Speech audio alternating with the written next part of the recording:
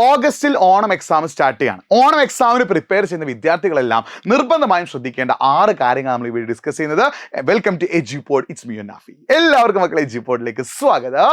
ഞാൻ നിങ്ങളുടെ നാഫി. അപ്പോൾ നിങ്ങൾ 2-3 കാര്യങ്ങൾ കമന്റ് ചെയ്യുക, എന്നിട്ട് നിങ്ങൾ വീഡിയോയുടെ അവസാനം വരെ കാണട്ടോ. ഒന്നാമത്തെ കാര്യം, നിങ്ങൾ ഓണം എക്സാമിന് എത്ര ചാപ്റ്റേഴ്സ്, ഓരോ സബ്ജക്റ്റിലും നിങ്ങൾ എത്ര ചാപ്റ്റേഴ്സ് പഠിച്ചു കഴിഞ്ഞു. 2, ഓണം എക്സാമിന് വേണ്ടി നിങ്ങൾ ുന്നുണ്ടോ. അതായത് ഒന്നാമത്തെ ചോദ്യം പഠിച്ചു എന്നല്ല, എത്ര ചാപ്റ്റേഴ്സ് നിങ്ങൾക്ക് സ്കൂളിൽ എടുത്തു കഴിഞ്ഞതാണ്, ഓരോ സബ്ജക്റ്റിൽ എത്ര ചാപ്റ്റേഴ്സ് നിങ്ങൾക്ക് സ്കൂളിൽ എടുത്തു കഴിഞ്ഞു.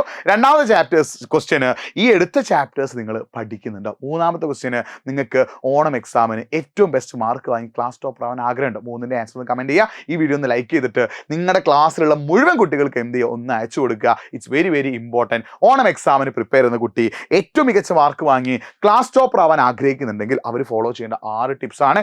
ആൻഡ് ഫസ്റ്റ് വൺ, ഓണം എക്സാമിനെ കുറിച്ച് നിങ്ങൾ സീരിയസ് ആണ്. പല കുട്ടികളുടെയും മെയിൻ പ്രശ്നം എന്താ, അവർ സീരിയസ് അല്ല.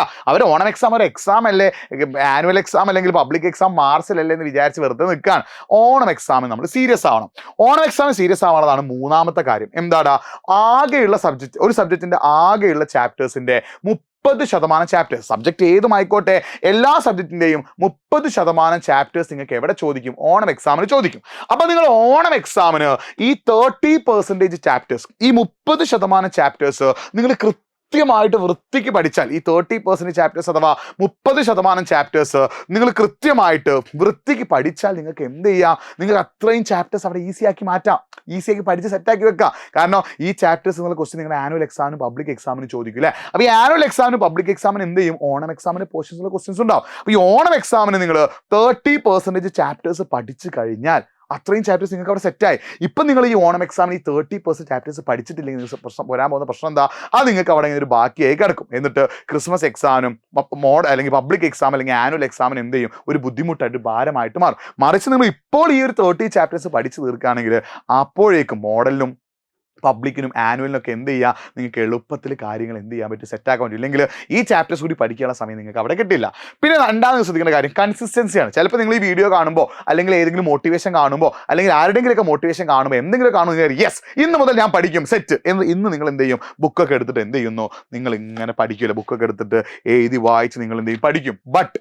ബട്ട് എന്താ സംഭവിക്കുക, 2 ദിവസം കഴിഞ്ഞാൽ പിറ്റേന്ന് തന്നെ ഇന്ന് പഠിച്ച് നാളാകുമ്പോൾ ഇന്നിപ്പോൾ പഠിക്കുന്നു, ഇന്നലെ പഠിച്ചില്ലേ, നാളെ ആവട്ടെ അങ്ങനെ പറഞ്ഞ് എന്ത് കീപ്പ് ചെയ്യാതിരിക്കുന്നത്, കൺസിസ്റ്റൻസി കീപ്പ് ചെയ്യാതിരിക്കുന്നത്. ഇങ്ങനെ പറഞ്ഞ് കൺസിസ്റ്റൻസി കീപ്പ് ചെയ്യാതിരിക്കുന്നതും എന്താണ് ഒരു പ്രശ്നം കേട്ടോ. ഇങ്ങനെ നിങ്ങൾ നാളെ ആവട്ടെ, മറ്റന്നാളാവട്ടെ, വേറൊരു ദിവസം ആവട്ടെ എന്ന് പറഞ്ഞ് കൺസിസ്റ്റൻസി കീപ്പ് ചെയ്യാതിരിക്കുന്നത്, അതായത് സ്ഥിരമായി പഠിക്കാത്തൊരു പ്രശ്നമാണ്. അപ്പോൾ സ്ഥിരമായി പഠിക്കണം മക്കളെ, മടിയൊക്കെ മാറ്റി വെച്ച്, ചടപ്പൊക്കെ മാറ്റി വെച്ച് സ്ഥിരമായിട്ട് അങ്ങോട്ടേക്ക് എന്ത് ചെയ്യുക, പഠിക്കാം.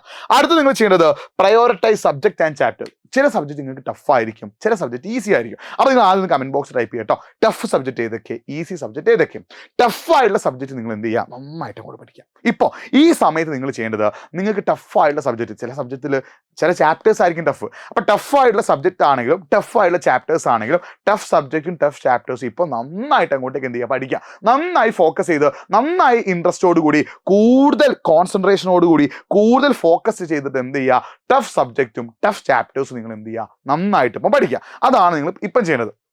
ഇപ്പം നിങ്ങൾ കൂടുതൽ ഇമ്പോർട്ടൻസ് കൊടുക്കേണ്ടത് ഇതിനാടാ, ടഫായിട്ടുള്ള സബ്ജക്റ്റിനും ടഫായിട്ടുള്ള ചാപ്റ്റേഴ്സിനും. അത് നിങ്ങൾ പഠിച്ചു തീർക്കുക. ദെൻ വളരെ ഇമ്പോർട്ടൻറ്റ് കാര്യം, ക്വസ്റ്റ്യൻസ് നന്നായിട്ട് റെഫർ ചെയ്യണം അല്ലേ. നിങ്ങൾക്ക് ഗൂഗിളിൽ സെർച്ച് ചെയ്താൽ അല്ലെങ്കിൽ ഓൺലൈനായിട്ടൊക്കെ PYQസും പഴയ വർഷത്തെ ക്വസ്റ്റ്യൻസും ഓരോ ചാപ്റ്ററും ചോദിക്കുന്ന ക്വസ്റ്റ്യൻസും ഒക്കെ നിങ്ങൾക്ക് കിട്ടും. അപ്പോൾ ഈ ക്വസ്റ്റ്യൻസ് റെഫർ ചെയ്യുമ്പോൾ നിങ്ങൾക്ക് എന്ത് മനസ്സിലാവും, ഓരോ ചാപ്റ്ററിലും ഇമ്പോർട്ടൻറ്റ് ടോപ്പിക് ഏതൊക്കെയാണ്, ഓരോ ചാപ്റ്ററിൽ നിന്നും ഏതൊക്കെ ഭാഗത്തു നിന്നാണ് ക്വസ്റ്റ്യൻ ചോദിച്ചത്, ഓരോ ടോപ്പിക്കിൽ നിന്നും എങ്ങനെയുള്ള ക്വസ്റ്റ്യൻസ് ആണ് ചോദിച്ചത്, നമുക്ക് എന്ത് ചെയ്യും, ക്വസ്റ്റ്യൻസ് റെഫർ ചെയ്യുമ്പോൾ മനസ്സിലാവും. അപ്പോൾ ക്വസ്റ്റ്യൻസ് നന്നായിട്ട് റെഫർ ചെയ്യണം. ക്വസ്റ്റ്യൻസ് റെഫർ ചെയ്തിട്ട് ഓരോ ടോപ്പിക്കിൽ നിന്നും ഏതൊക്കെ ടൈപ്പ് ക്വസ്റ്റ്യൻസ് ആണ് ചോദിക്കുക, ഓരോ ടോപ്പിക്കിൽ നിന്നും എങ്ങനത്തെ ക്വസ്റ്റ്യൻ ആണ് ചോദിക്കുക എന്നുള്ള കാര്യം നിങ്ങൾ മനസ്സിലാക്കി വെക്കണം. അടുത്തത് വളരെ ഇമ്പോർട്ടൻറ്റ്, പ്രോപ്പർ റിവിഷനാണ്. നമ്മൾ റിവിഷൻ പ്രോപ്പർ ആക്കുക എന്നുള്ളത് വളരെ ഇമ്പോർട്ടൻ്റ് ആട്ടോ. നമ്മൾ പഠിച്ചാൽ മാത്രം പോരാ, പഠിക്കുന്ന കാര്യങ്ങൾ നമ്മൾ എന്ത് ചെയ്യണം, പ്രോപ്പറായിട്ട് റിവൈസ് ചെയ്യണം. ശ്രദ്ധിക്കണേ, പഠിച്ചാൽ മാത്രം പോരാ, പഠിക്കുന്ന കാര്യങ്ങൾ നമ്മൾ എന്ത് ചെയ്യണം, റിവൈസ് ചെയ്യണം. പല കുട്ടികളും പറയാണ് പഠിക്കുന്നുണ്ട് സാറേ പക്ഷേ മറന്നു പോകുന്നു. എന്താ പ്രശ്നം, പഠിക്കുന്നുണ്ട് but they are not revising. Revision is very very important. പഠിച്ചാൽ മാത്രം പോരാ, പഠിക്കുന്ന കാര്യങ്ങൾ ഇടയ്ക്കിടയ്ക്ക് എന്ത് ചെയ്യണം, റിവൈസ് ചെയ്യണം.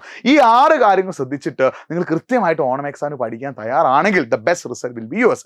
അങ്ങനെ നിങ്ങൾക്ക് ഓണം എക്സാമിന് ബെസ്റ്റ് റിസൾട്ട് നേടാൻ ആഗ്രഹം ഉണ്ടെങ്കിൽ അതിനാണ് എഡ്യൂപോർട്ടിൻ്റെ എന്തുള്ളത്, സൂപ്പർ ബാച്ച്. നിങ്ങൾക്ക് ഓണം എക്സാമിന് അടിപൊളി മാർക്ക് നേടാൻ ആഗ്രഹം ഉണ്ടെങ്കിൽ Onam exam special super batch നമ്മൾ ലോഞ്ച് ചെയ്തിട്ടുണ്ട്. അപ്പോൾ ഈ Onam exam special super batch എന്ന് പറഞ്ഞാൽ പലരും വിചാരിക്കും ഓണം എക്സാം തീരുമ്പോൾ ഈ ബാച്ച് അവസാനിക്കോ? ഇല്ല. Onam exam, Christmas exam, public exam, annual exam, എല്ലാ എക്സാമും നിങ്ങളുടെ മാർച്ച് നടക്കുന്ന അവസാനത്തെ എക്സാം വരെ നമ്മൾ കൂടെ നിൽക്കുന്നതാണ് എന്ത്, നമ്മുടെ സൂപ്പർ ബാച്ച്. അപ്പോൾ സൂപ്പർ ബാച്ചിൽ എങ്ങനെ ജോയിൻ ചെയ്യാൻ പറ്റുക? കമന്റ് ബോക്സിൽ ഒരു ഫോം നമ്മൾ പിൻ ചെയ്ത് വെച്ചിട്ടുണ്ട്. ഫോം ഒന്ന് ഫില്ല് ചെയ്യുക, അല്ലെങ്കിൽ nafi.edupod എന്ന ഇൻസ്റ്റാഗ്രാം പേജിൽ മെസ്സേജ് അയച്ചോ. ഏറ്റവും നല്ലത് കമന്റ് ബോക്സിൽ ഫോം ഫില്ല് ചെയ്യുന്ന കേട്ടോ. ഫോം ഫില്ല് ചെയ്ത് നമ്മുടെ ടീം നിങ്ങൾ എന്തെങ്കിലും വിളിക്കും. നിങ്ങൾക്ക് വേണ്ട record class, live class, study materials, PYQs എല്ലാം എവിടെ അവൈലബിൾ ആണ്? എഡ്യൂപോർട്ടിന്റെ സൂപ്പർ ബാച്ചിൽ അവൈലബിൾ ആണ്. എഡ്യൂപോർട്ടിന്റെ സൂപ്പർ ബാച്ചിൽ ജോയിൻ ചെയ്ത് പഠിച്ചാൽ എല്ലാം സെറ്റ് ആകും, എല്ലാം ഓക്കെ ആകും, എല്ലാം റെഡി ആകും. അപ്പോൾ കമന്റ് ബോക്സിൽ ഫോം ഒന്ന് ഫില്ല് ചെയ്യുക. അപ്പോൾ മക്കളെ സെറ്റ് ആണല്ലോ, ഓണം എക്സാമിന് ഉഷാറായിട്ട് പഠിക്കുക. സമയം വൈകിട്ടില്ല, നമ്മുടെ മുന്നിൽ സമയമുണ്ട്. കൃത്യമായ എഫേർട്ട് ഇട്ടിട്ട് കൃത്യമായ പ്ലാനിങ്ങോട് കൂടി പഠിക്കാൻ തയ്യാറാണെങ്കിൽ the best result will be yours. അപ്പോൾ അടിപൊളിയായിട്ട് പഠിക്കുക, സൂപ്പറായിട്ട് പഠിക്കുക. വീണ്ടും കാണാം. It's me Nafi signing off. By.